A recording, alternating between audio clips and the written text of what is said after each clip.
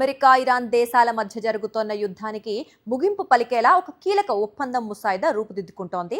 Hormuz జలసంధిని తిరిగి తెరవటం, ఇరాన్పై ఆంక్షల సడలింపు లక్ష్యంగా అమెరికా అధ్యక్షుడు డొనాల్డ్ ట్రంప్ ప్రాంతీయ మధ్యవర్తులు ఈ చర్చలు జరుపుతున్నారు. అయితే ఈ ఒప్పందం ద్వారా ఇరాన్ తన పడిపోయిన ఆర్థిక వ్యవస్థకు ఉపశమనం పొందాలని చూస్తున్నప్పటికీ అంతర్జాతీయంగా ఈ డీల్ క్రెడిట్ మొత్తం డొనాల్డ్ ట్రంప్ కు ఒక పెద్ద దౌత్య విజయంగా దక్కకూడదని ఇరాన్ వ్యూహాత్మకంగా వ్యవహరిస్తోంది. తన అణ్వాయుధ నిల్వలపై బహిరంగంగా వెనక్కి తగ్గకుండానే ఆర్థిక ప్రయోజనాలు పొందేలా టెహ్రాన్ పావులు కదుపుతోంది.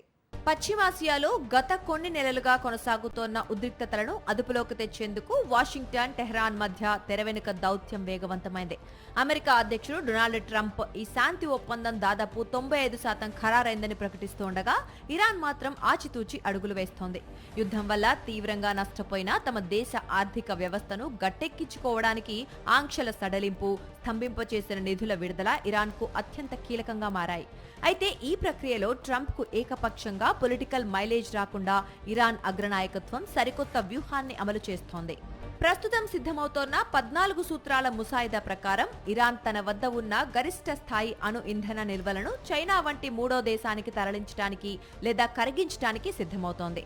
దీనికి ప్రతిఫలంగా దాదాపు $25 బిలియన్ ఇరాన్ సెంట్రల్ బ్యాంక్ నిధులను విడుదల చేయాలని, చమురు అమ్మకాలపై ఆంక్షలు ఎత్తివేయాలని డిమాండ్ చేస్తోంది. అయితే అణు కార్యక్రమాన్ని పూర్తిగా రద్దు చేయాలన్న అమెరికా డిమాండ్ను ఇరాన్ బహిరంగంగా తిరస్కరిస్తోంది. తాము లొంగిపోలేదని, సైనిక ప్రతిఘటన ద్వారానే ఈ ఆర్థిక ఉపశమనాన్ని సాధించామని అంతర్గతంగా ప్రచారం చేసుకుంటోంది. 60 రోజుల తాత్కాలిక గడువుతో కూడిన ఈ శాంతి ప్రతిపాదన ద్వారా ప్రపంచ ఇంధన మార్కెట్కు ఊరటనిచ్చే హార్ముజ్ జలసంధిని పూర్తిగా తెరిచేందుకు ఇరాన్ అంగీకరించింది. అయితే ట్రంప్ ప్రభుత్వం విధిస్తోన్న ముందస్తు షరతులు, కఠిన ఆంక్షల నేపథ్యంలో ఈ చర్చలు ఎంతవరకు సఫలమవుతాయి అనేది రాబోయే రోజుల్లో తేలనుంది.